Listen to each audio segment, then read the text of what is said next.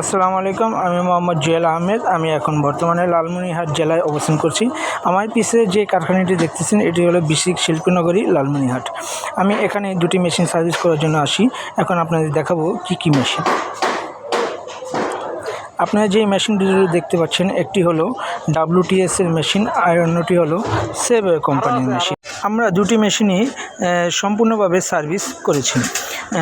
WTS এর যে মেশিনটি, এই মেশিনটি ইনভার্টারে ইডোর দেখাতো বারবার, মোটর স্পিন্ডল মোটর অফ হয়ে যেত। আর সেভওয়ে কোম্পানির যে মেশিনটি, সেই মেশিনটির আপনারা দেখতে পাচ্ছেন বেয়ারিংটা অত্যন্ত খারাপ অবস্থায় আছে।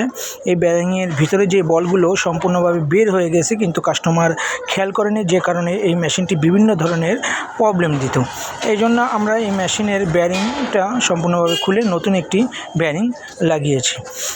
এছাড়া আরও অনেক ধরনের প্রবলেম ছিল, যে প্রবলেমটি আমরা মেশিন সম্পূর্ণভাবে খুলে সার্ভিস করে দিয়েছি। ইনশাল্লাহ এখন আর কোনো প্রবলেম নেই।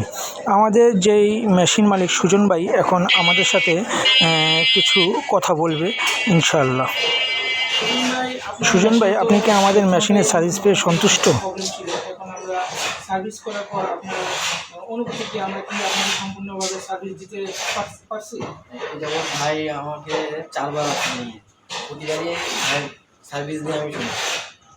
ভাইয়ের অন্যান্য সার্ভিস থেকে আমি একবার বাইরে থেকেও করছি, কিন্তু ভাইয়ের যে সার্ভিসটা, এতে আমি অনেক স্যাটিসফাই। আমার মেশিন যেটা দরকার সেটা আমি ভাইয়ের কাছে ইনশাল্লাহ তাই আমাদের সার্ভিস পেয়ে আপনি সন্তুষ্ট।